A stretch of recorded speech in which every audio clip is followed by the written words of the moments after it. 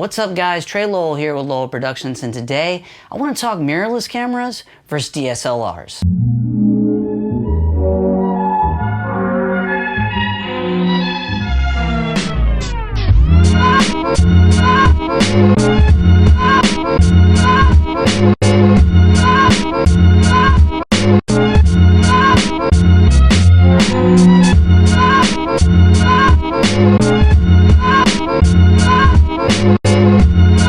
So let's talk DSLRs, and specifically Canon DSLRs. I have had quite a bit of experience with the Canon T3i, the Canon T5i, and the Canon Mark III. And there's a lot of upsides to using Canons, and when you're walking around and you're seeing people filming, a lot of times people are using Canon. And there are a ton of reasons why, and I want to kind of cover that.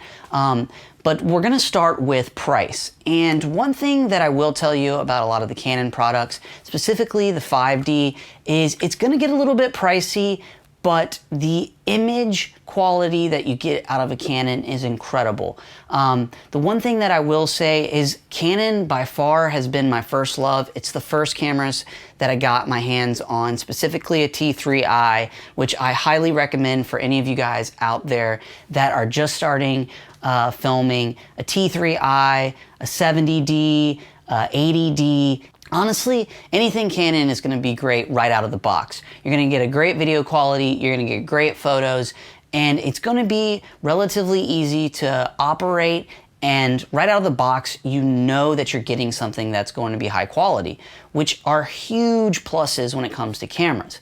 The downside is Canon's going to be a little bit expensive, but at the same time, you're getting a great bang for your buck. So let's just dive right into the upsides of the Canon 5D Mark III versus the GH4, and then we'll go into the upsides of the GH4 and what it has to offer.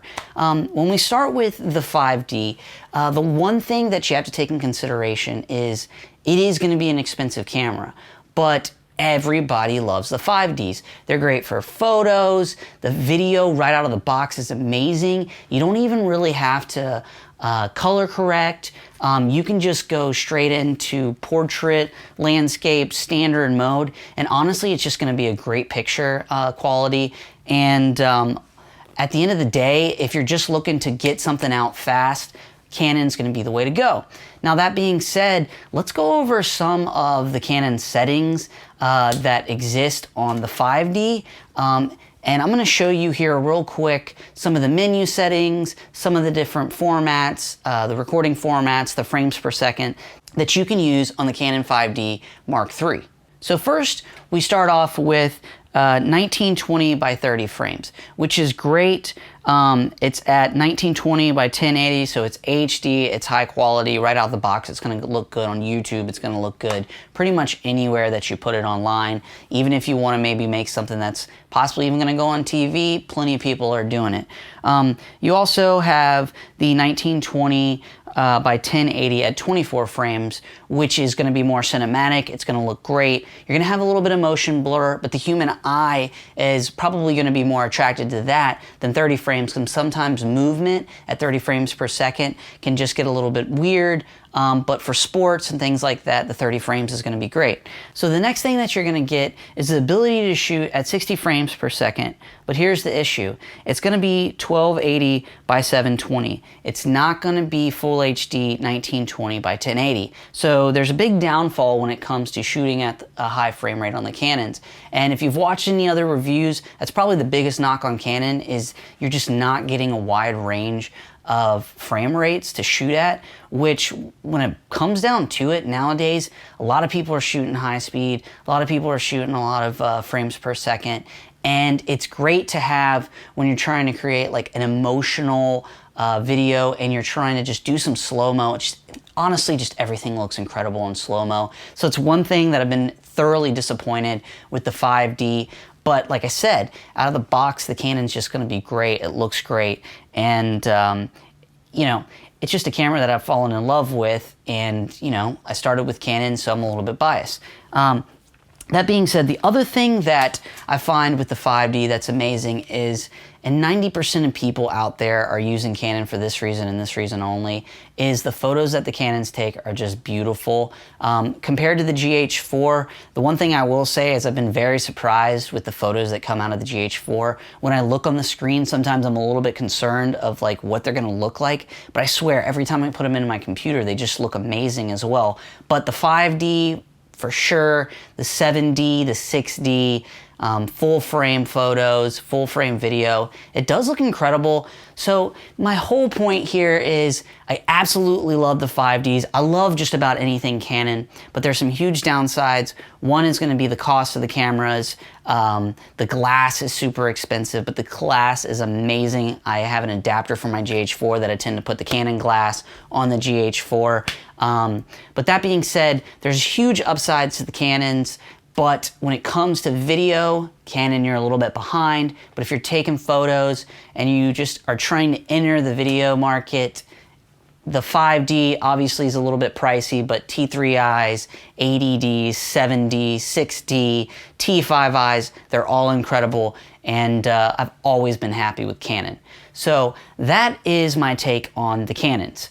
But now what I want to do is I want to actually flip this around. And currently I am filming with my GH4, as you guys can see. And what I'm about to do is I'm going to flip the cameras around so that you can see a difference from a vlog perspective of what it would look like filming on the Canon. And then I'm going to do a little bit of a review with the GH4 and really the upsides and everything that I absolutely love about the GH4. It took a while for me to be sold on it, but the one thing I will say is I am thoroughly impressed with the GH4. Panasonic killed it on it, and they just came out with the GH5. I've heard some concerns. People are a little bit disappointed in some of the autofocus stuff. Currently I'm filming with autofocus on my GH4. It's auto tracking my face. It's just amazing. So let's just jump right into the GH4 and the upsides of filming with it and why it is my favorite camera of the two.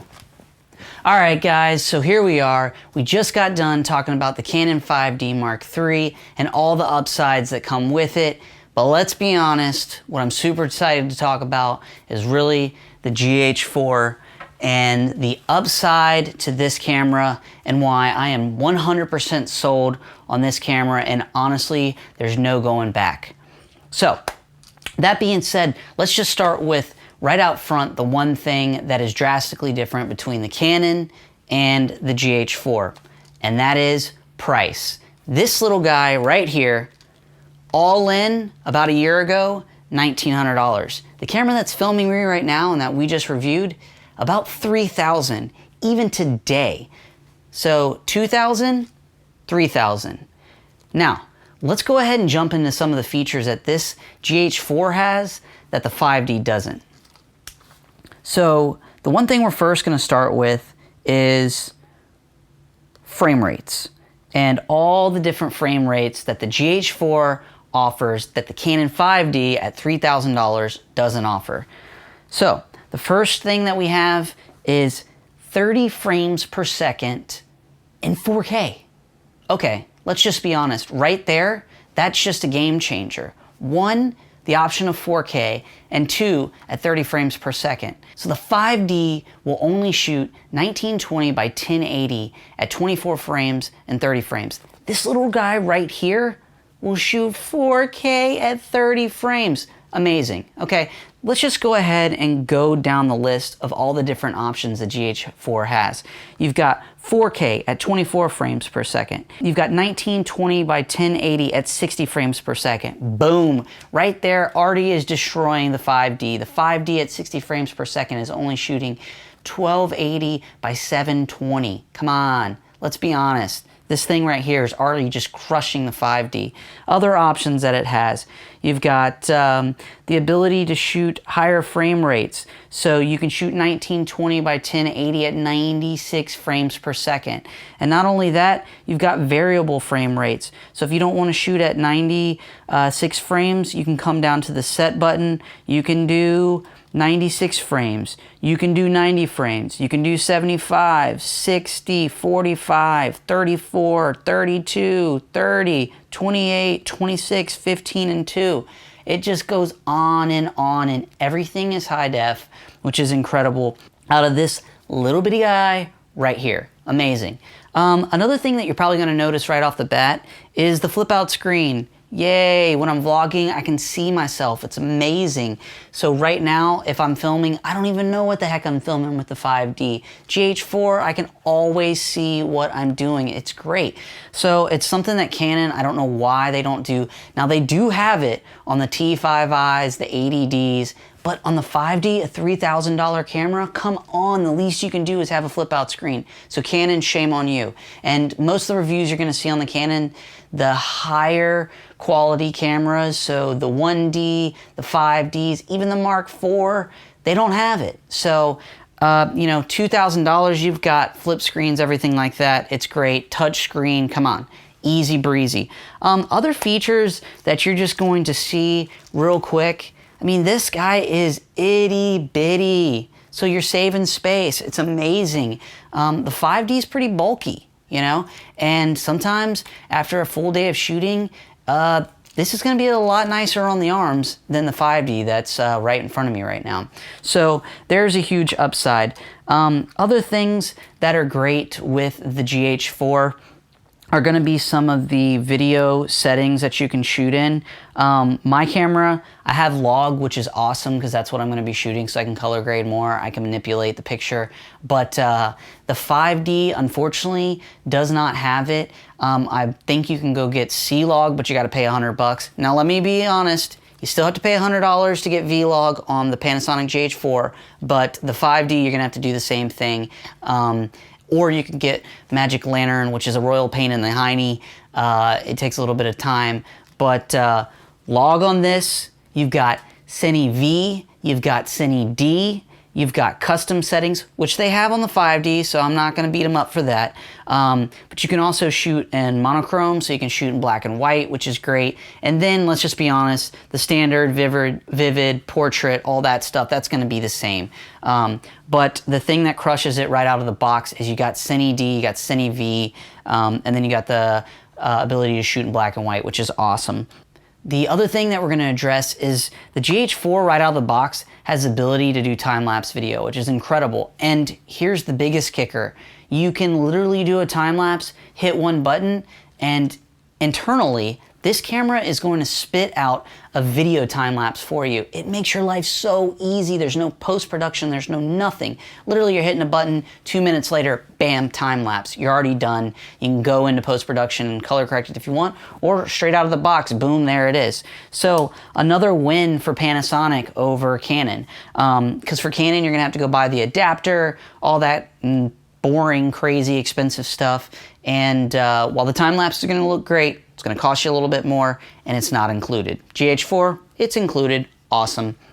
Other things we can talk about with the GH4, it does take a great photo. I swear to you, every time I end up taking a photo with the GH4, I go back and I look at it and I'm like, God, there it goes. It's blowing my mind again. The biggest downside to the GH4 is going to be that it's not full frame. Canon, full frame, GH4, not so much. But there's a solution, and that is you can go ahead and buy the Metabones adapter for about $600, $700, and it's gonna go full frame for you. Now, with the Metabones, you're gonna be able to put Canon glass on there, you can put other kind of glass on there. You have to make sure you buy the right one, but you have the ability to basically take this camera right here, this little guy, and make it full frame to a certain extent. And when I say that, it's not 100% full frame, but it is so close you will not notice.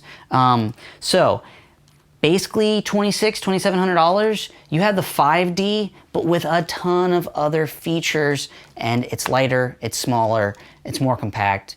Honestly, I'm sold on the GH4. I'm probably gonna buy a GH5 in the future. Panasonic, you're doing a great job. I love you. And these cameras, honestly, are just, they're amazing. They blow my mind. Every time I end up filming something, it's just better and better. The other options, just real quick that I'm gonna cover, you've got peaking, which is great. A lot of people like to take advantage of that. So peaking is going to be amazing. You've got zebras, which is awesome. All in all, I mean, if you really want to get down to it, this dang thing even has a feature that you can go in and you can take photos in, honestly, like black and white, or you can take them with filters on it, all kinds of stuff right out of the box, which is fun for people that are literally just wanting a wham, bam, boom, you've got a product. And then here's one other thing. This guy has a Wi-Fi connection, which is awesome, which means if I'm filming myself, I have the ability to connect to Wi-Fi to my phone, and then I'm able to control the GH4 with my cell phone. So it's great for filming myself, or I even have the ability to operate the camera from afar, so you're never getting any kind of shake. You can also, if you needed to be, let's say you're filming somebody that's a little uncomfortable with you standing right in front of them or right behind the camera, you're able to maybe go off into the distance a little bit and operate the camera from there, and it gives them a little bit more of comfort. But I'm gonna end this whole video on one note, and that is, while this camera has just blown my mind, I have to give it to the Canon. In low light situations, the Canon's amazing. This guy, anything over 3200 ISO, it's gonna get grain, which kind of stinks, but how many situations are we in where we're really kicking everything up to 3200 ISO? I don't find myself in that many situations, except for going to a concert or except for shooting out at night, which in most cases I'm gonna bring along lights, or I'm gonna find street light to put on my subject or whatever I'm filming. So that being said, these are the two cameras that I use. The Canon 5D, which is currently filming me. The GH4, I absolutely love them. Canon, you're my first love. GH4 is the new lady in town that I'm with. But that being said, I love using both cameras. They're incredible. It's fun to be a little versatile in Canon and in Panasonic. So anybody out there that's filming, all I can say is, if you're looking for something that out of the box is relatively cheap and is just gonna be amazing, you need to go with the GH4. If you're sold on Canon, that's great. I've had so many good experiences with Canon. Stick with Canon. If it ain't broke, don't fix it. So that's it for this week's video. I'm Trey Lowell with Lowell Productions. If you like this video, make sure to hit the like button. Make sure to subscribe to the page. Any of the content that you see in this video or my past videos, it all lives on YouTube. It's yours for free. Make sure to take it. And guys, I'll see you next week.